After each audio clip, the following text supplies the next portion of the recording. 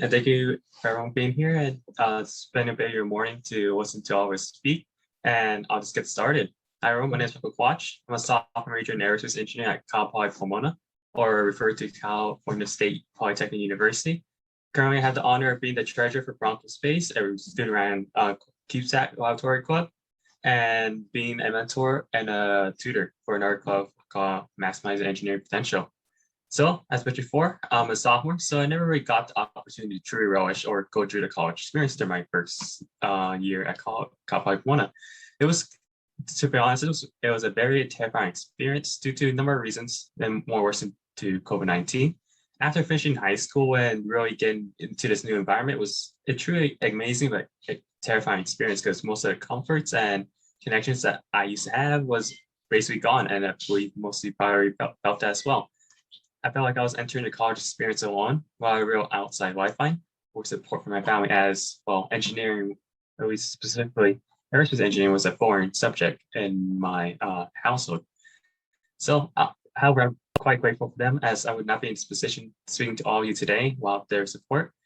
However, it was quite different going to high school. I mean, going to university as an engineering major compared to as another major such as mathematics. So fortunately, I was accepted into a program as mentioned before called MEP, or Maximizing Engineering Potential.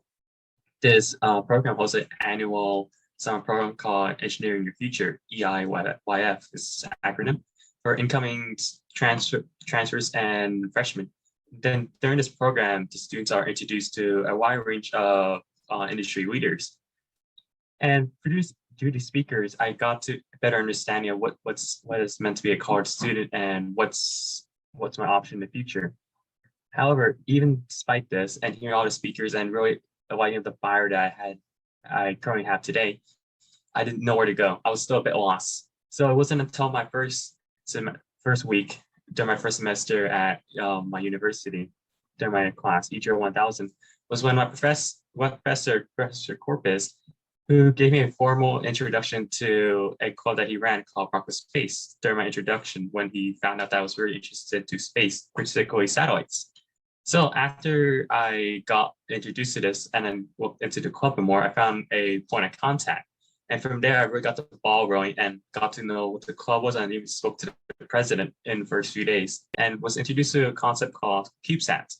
And CubeSats are basically a subsection of small sats. And small sats are essentially smaller satellites.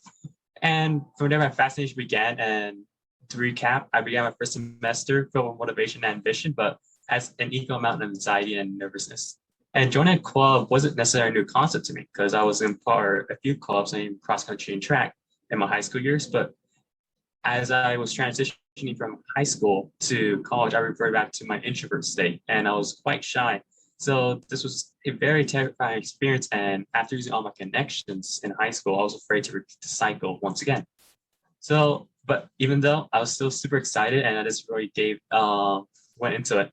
And from there, I got interviewed and I got on board on all the project teams I participated in. I mean, applied to, my bad. But even though I got accepted, as many of you guys already know, imposter syndrome is prevalent for everybody, and this was the same as for me. However, I soon found out I was even more mistaken in believing my past fears and insecurities were holding back from pursuing and gaining new opportunities. And I just kept pushing on forward. And as the semester continued to the second month, which is September for our case, since we began in August, new project teams were formed and added, as mentioned before. And the very first project team that I got introduced and onboarded was called Bronco Sat 1. Bronco Sat 1 is Cal Poly Pomona's first CubeSat and first successful space mission.